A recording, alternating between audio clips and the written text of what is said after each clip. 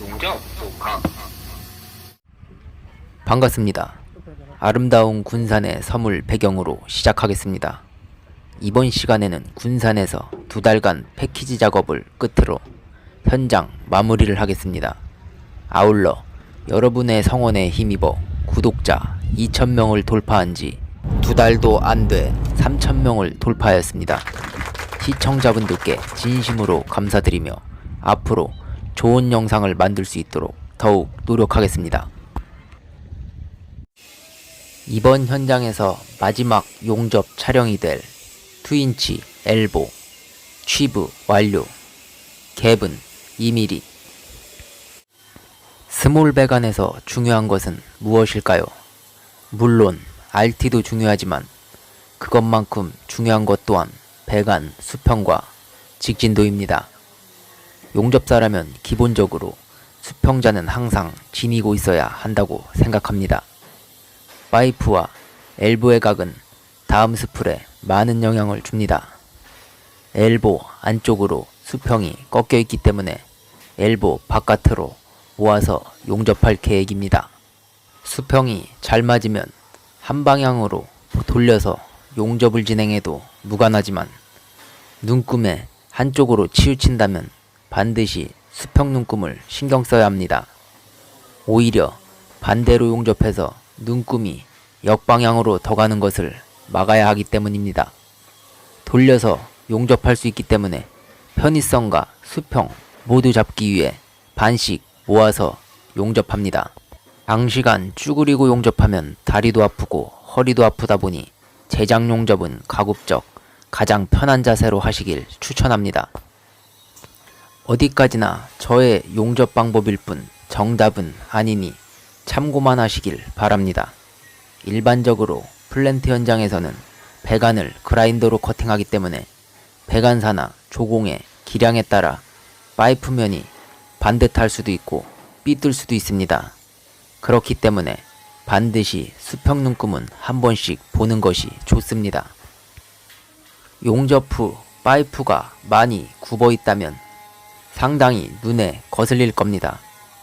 도면에 오차가 거의 없는 화공 플랜트 현장에서 도리가 꺾인 배관들 때문에 마지막 노즐에서 오차가 30-40mm씩 생길 확률도 높아집니다. 이 또한 패키지 작업에서 펀치가 나오는 이유입니다. 제작할 때 수평을 중요시하는 이유가 바로 이 때문입니다.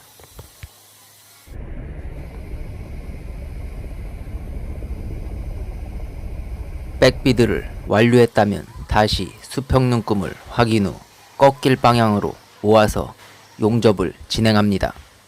스케줄 10처럼 얇은 파이프는 생각보다 백비드가 잘 녹기 때문에 2번의 파이널 용접을 하는 것이 RT에도 유리하고 꺾임을 잡는 데도 유리합니다. 물론 갭이 넓으면 부분적으로 3번의 용접을 하기도 합니다. 그리고 두께가 얇은 파이프 대 파이프 용접은 마지막 파이널 시 연결 부위에서 함몰 증상이 일어납니다.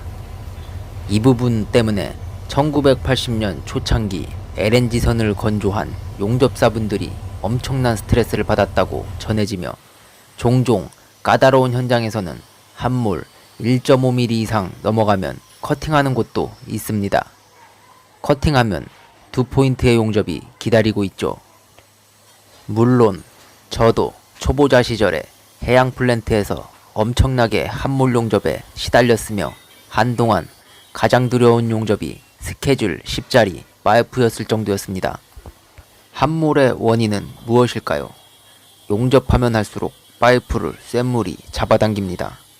상부로 용접을 모아서 하기 때문에 마지막 연결 부위는 더욱 열이 많이 가해지죠. 결론적으로 보면 서스 용접은 시간을 뜸들일수록 갭이부터 더욱 함몰이 가속된다는 것입니다. 갭이 붙기 전에 빠르게 용접을 해야 하는데 자세가 안 좋은 필드에서 더욱 심해지는 것은 당연한 것입니다. 이처럼 용접은 RT도 중요하지만 파이프, 수평돌이, 함몰까지 신경 써야 합니다. 이렇듯 까다로운 현장에서 스케줄 10짜리 파이프를 만난다면 정말 피눈물 나는 경험을 하게 될 것입니다. 이 부분은 나중에 최소한의 함몰 방지 과정 테스트로 진행해 보겠습니다. 공사 마지막 날은 기분이 언제나 허전하군요. 하지만 다음 현장을 위해 떠나야 합니다. 마지막까지 고생하시는 근로자분의 안전과 공장이 잘 돌아가서 증설을 기원하겠습니다. 군산의 아름다운 섬 선유도로 가는 길. 이곳에서 먹는 파전은 맛이 끝내줍니다. 여기 오빠들이 아저씨 요거는 국물에 의미가 있으니까 그냥 이 홍합은 뭐 애써 까서 드시지 말아요. 군산의 아름다운 석양.